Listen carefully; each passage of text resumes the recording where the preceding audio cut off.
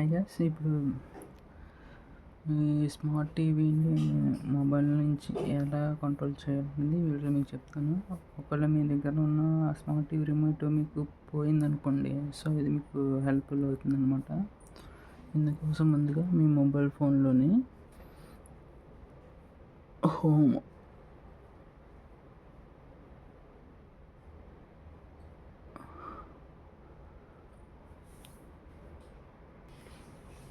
So Google home అనే యాప్ని download చేసుకోవాలి.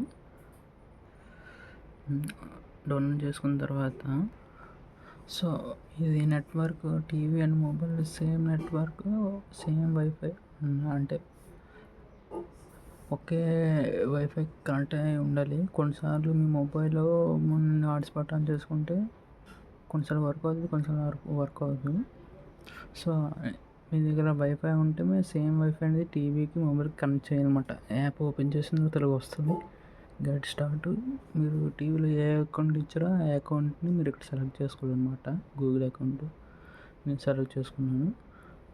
సెలెక్ట్ చేసుకున్న తర్వాత ఆప్షన్లన్నీ అడుగుతుంది, మీరు ఇచ్చేయండి.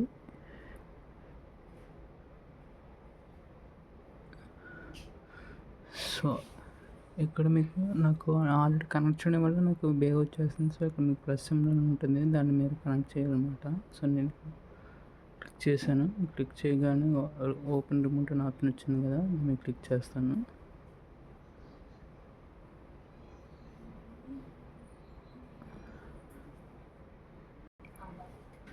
సో ఓపెన్ రిమోట్ నేను క్లిక్ చేస్తాను.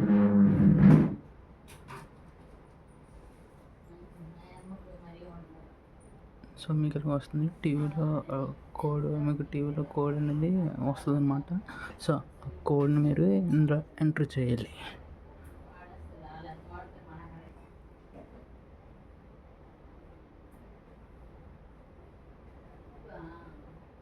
సో పేరు చేయాలి. సో పేరు అయిపోయిందన్నమాట. ఇప్పుడు ఇక్కడ నుండి టీవీని ఈ విధంగా కంట్రోల్ చేసుకోవచ్చు.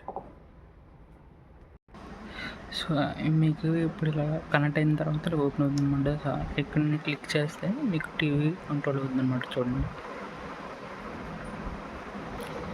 ఇక్కడ నెట్ అనేది కరెక్ట్గా స్పీడ్గా ఉంటే మాత్రం చాలా స్పీడ్గా అవుతుంది.